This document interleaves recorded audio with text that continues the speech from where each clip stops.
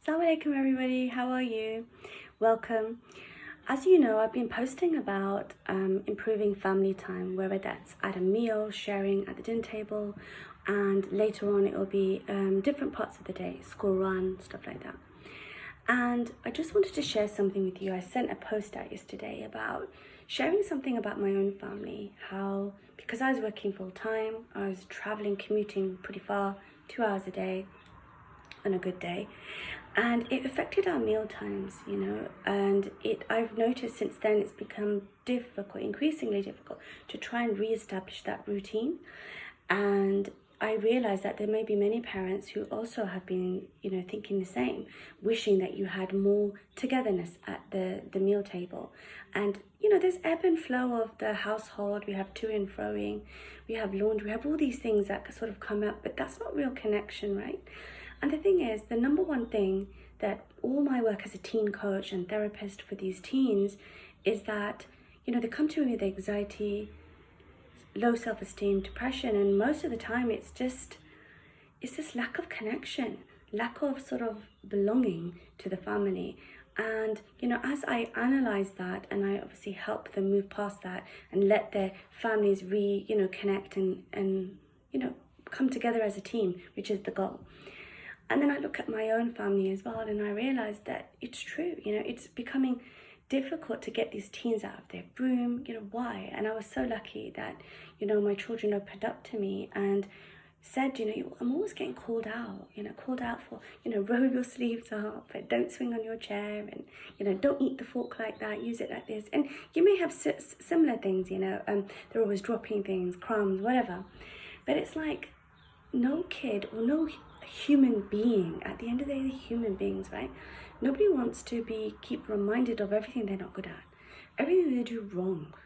Okay, we know that. Like when we have bosses or you have people in your life and family that constantly point out the stuff that's wrong, right? We know it doesn't work.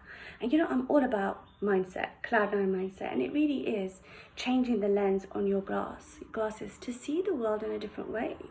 Some of us naturally have dark shade of lens on, everything's bad, everything, and it's never good. And they could be living in the most beautiful place on earth.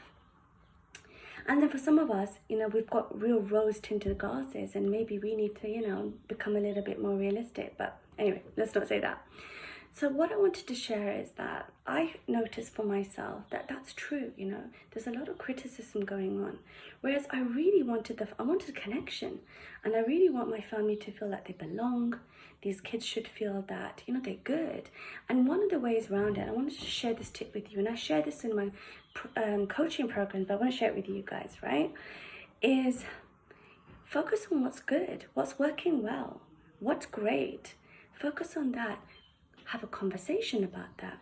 Now, I'm not saying you ignore the weaknesses, but honestly, it's like if you keep talking about the weaknesses, that you're making that child feel, I'm just anxiety and my weakness. These are the two things that mom and dad keep talking about. That's all I am. And that's terrible. They're not the sum of all those parts. They're more than the sum of all those parts, right?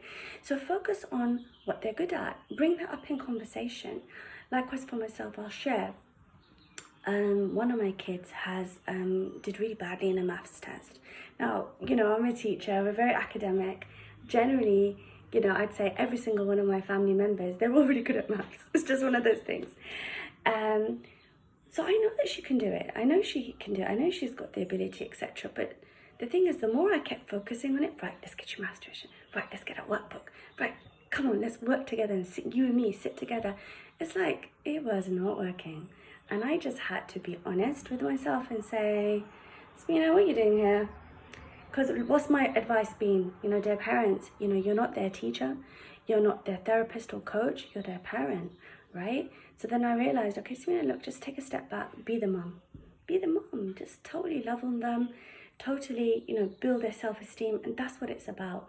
So I hired somebody else to do the tutoring.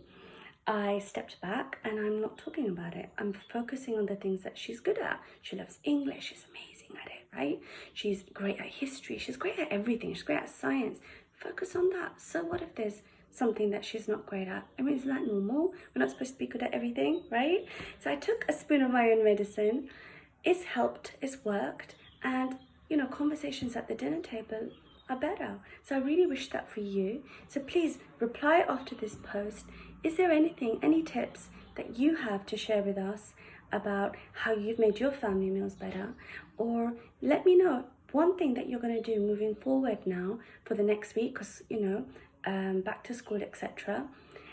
What you're going to do to try and improve your school run conversation, try to improve your family time at the table.